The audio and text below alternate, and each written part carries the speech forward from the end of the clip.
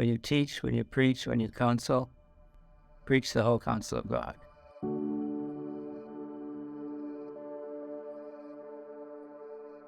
Acts 20, 26 and 27.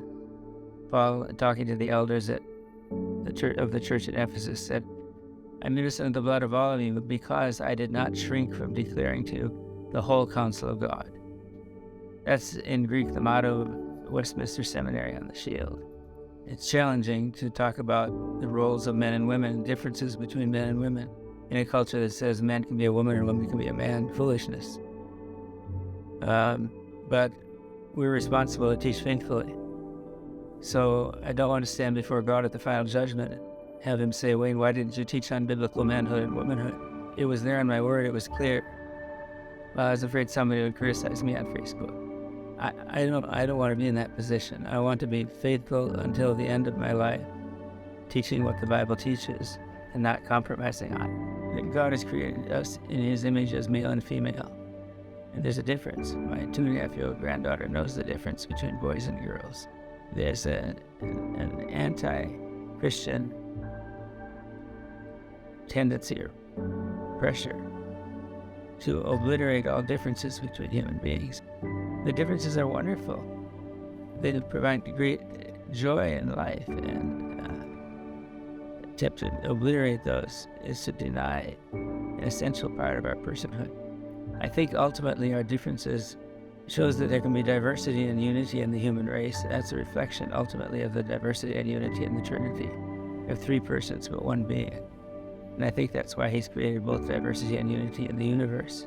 The attempt to make us all the same is inevitably an attempt to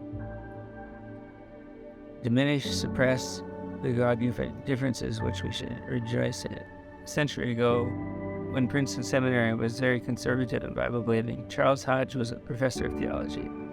He went to Germany for 2 years. It was 1820s, it's more than 100 years ago.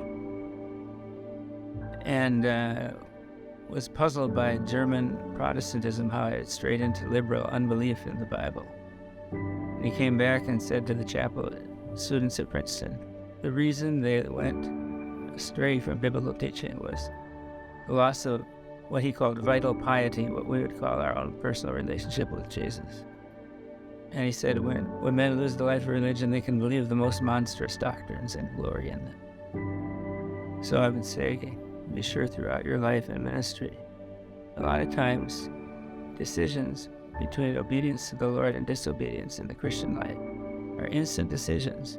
Shall I click on that inner insight or not? Shall I read that email or not? Shall I spend some more time on that conversation or not?